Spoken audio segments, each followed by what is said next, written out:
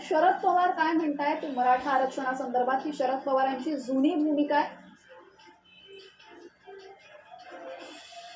तर शरद पवार यांनी मराठा आरक्षणासंदर्भात म्हटलेलं आपण एक लेख बघतोय ज्यामध्ये त्यांनी म्हटलेलं आहे जातीवर आरक्षण नको असं त्यांनी राज ठाकरे यांच्या मुलाखतीत म्हटलेलं आहे। सध्या आरक्षणाची मागणी होत असताना सुद्धा या संदर्भात त्यांनी असं म्हटलेलं आहे की जातीनिहाय आरक्षण देण्याऐवजी आर्थिकदृष्ट्या दुर्बल घटकांना आरक्षण द्या अशी मागणी यावेळेस शरद पवार यांनी केली होती। आपण तिसरं वृत्तपत्र बघतोय, पुढारी हे वृत्तपत्र आहे, बरंच जुनं 2010 सालचं हे वृत्तपत्र आहे आणि 2010 साली शरद पवारांनी भूमिका घेतलेली ती आपण बघतोय।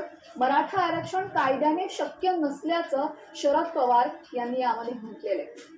या शरद पवारांच्या सर्व जुन्या भूमिका आहेत। या सर्व जुन्या भूमिकांमध्ये त्यांनी मराठा आरक्षणाला एक प्रकारे विरोधच केलेला आहे। मात्र आता सत्तेत नसताना, महायुती सत्तेत असताना शरद पवार हे मात्र असं म्हणतायत की मराठ्यांना आरक्षण मिळालं पाहिजे, त्यासाठी चर्चा झाली पाहिजे, सरकार सकारात्मक विचार करत नाहीये। आता मात्र शरद पवार यांनी त्यांची भूमिका बदललेली दिसते।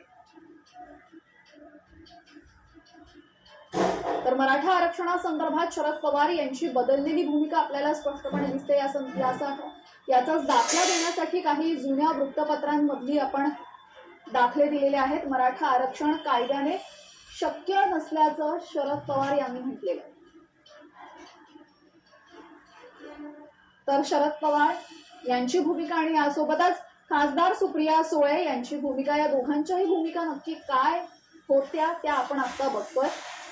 या त्यांच्या आधीच्या भूमिका आहेत ज्यामध्ये या दोघांनीही मराठा आरक्षणाला अगदी स्पष्टपणे नकार दिलेला आहे। मराठा आरक्षण कायद्याने शक्य नसल्याचं शरद पवार म्हणतायत, तर दुसऱ्या बाजूला मराठा आरक्षणापेक्षाही महत्त्वाचे मुद्दे असल्याचं खासदार सुप्रिया सुळे म्हणतात।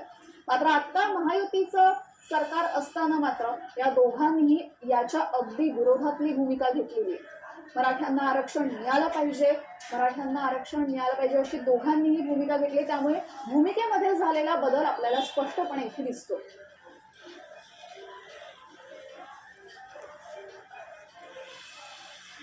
तर जातीवर आरक्षण नको अशी भूमिका शरद पवार यांनी राज ठाकरे यांनी घेतलेल्या मुलाखतीमध्ये मांडली होती। जातीवर आरक्षण नको तर आर्थिकदृष्ट्या आरक्षण द्या असं यावेळेस शरद पवारांनी म्हटलेलं। मात्र आता मात्र शरद पवारांनी त्यांची भूमिका बदललेली आहे।